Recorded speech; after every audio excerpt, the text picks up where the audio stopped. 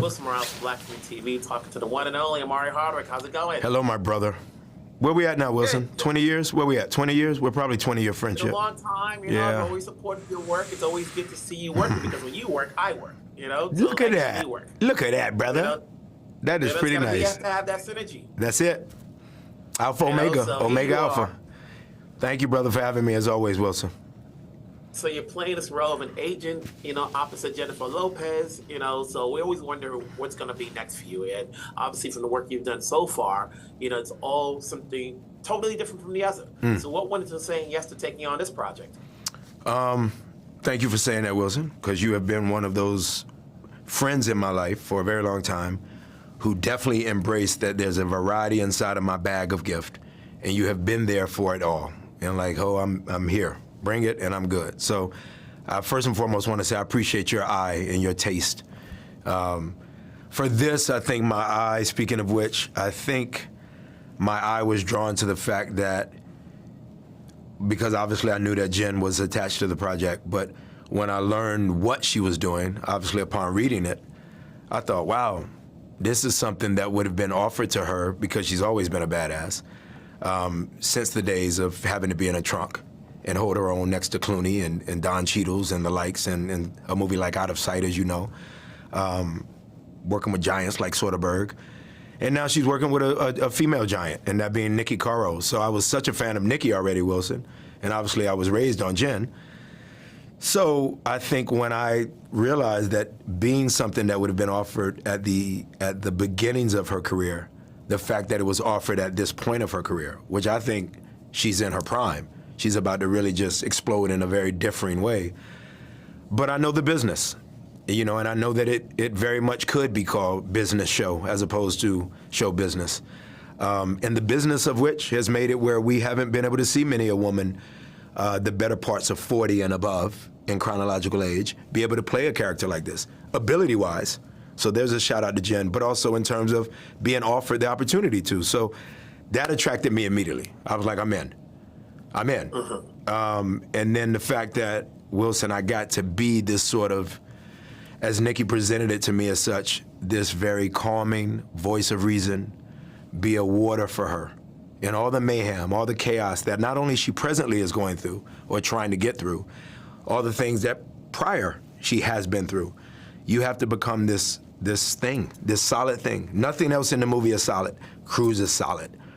And as you know, Wilson, I've taken on so many characters where I'm the mother, you know, in terms of analogous to the disruption, the duplicitous, complex, dynamic reality of what the characters I've played have been.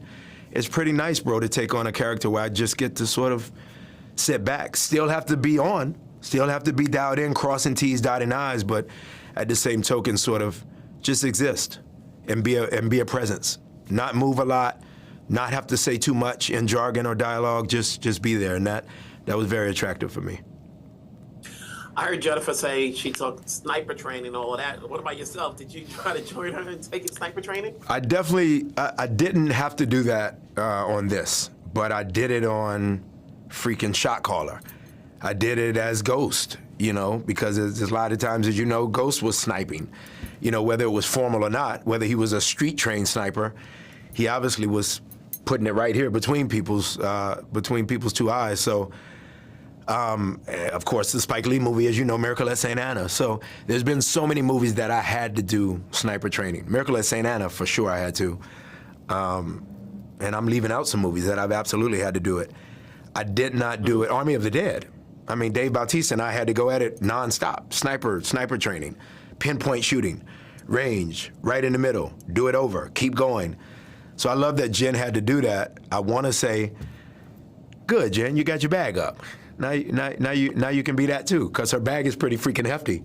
But in terms of that which was in my bag already in terms of training, the sniper training I had done, you know, in prior movies, I didn't have to get it in this one, but I definitely had to shoot, of course.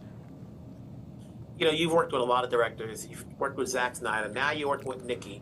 You know, from the years that you've worked in this business, is there anything you got from Niki's direction, skill set wise as an actor, that you can take on to your next project, whatever it may be? Yes. And it was interesting. This is what's so interesting about it.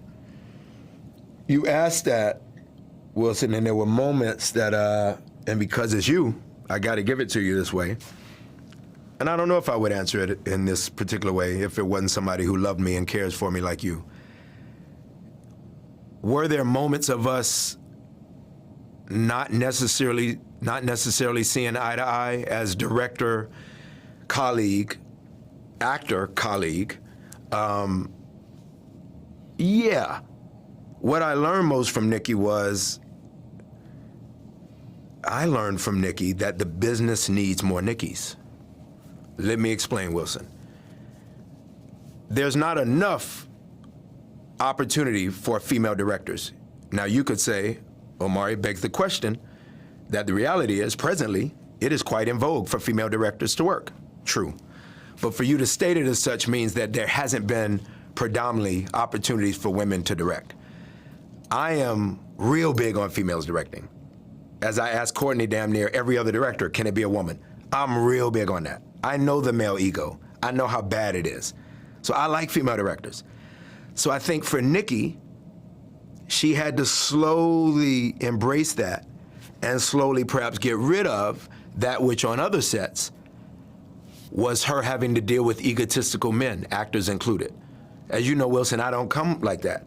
So I think what I learned was I gotta be even more patient when I'm on set, not with females, that's pretentious, arrogant, and demeaning, but with people who perhaps don't know how different I am from the prior actors whom they've worked with, who are male. And she did that. She slowly came to a point where whatever we disagreed on, I think she'd come back, and this is hats off to her, because you don't have to come back as a director, and she's freaking, I'm not where Niki's at yet. Niki's an Oscar-nominated director. She would come back and go, you know what, Omari, that did work. That we did the take that you thought, the way that you did, that you were right about that. That was on. That was huge for me. So what I learned is just come in, and be of servitude, man. Just be of servitude. You have a bag of tricks. You definitely have been gifted by God with acting ability. You're an ex-football player who crossed over. You didn't do it in the way that Dwayne Johnson did it. He's got a different career than you. You're a thespian, very different. And no slights to Dwayne. Dwayne is my guy. But you're a thespian. You're the artsy-fartsy thespian who ran up and down a football field. So just be patient.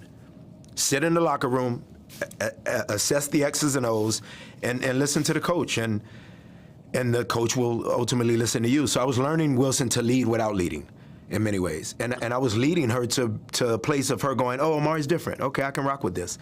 And I think there's a future of us doing 2, 3, 4, 5 more movies because of that moment. So because you asked it, I'm answering it that way.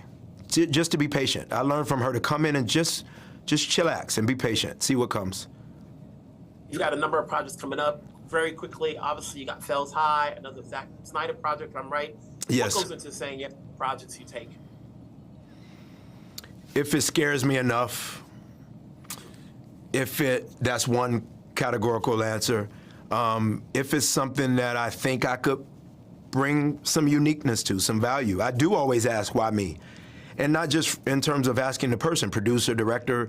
Mark Evans and I, for example, on this got super close. And Mark started going into this conversation that became a lengthy conversation. It's an ongoing conversation, maybe is how I should state it, where he said, always stay where you're at, which is you are open to doing different things. You're so open to it. So the main thing for me, Wilson, is asking myself rhetorically, not asking a Mark, for example, but asking myself, why me? Why not my colleagues? Why not Mahershala? Super gifted. Why not Idris? Super gifted. Why not Mackie? Why not this person? Why not Ely? Or why not Tom Hardy? Why not Leo?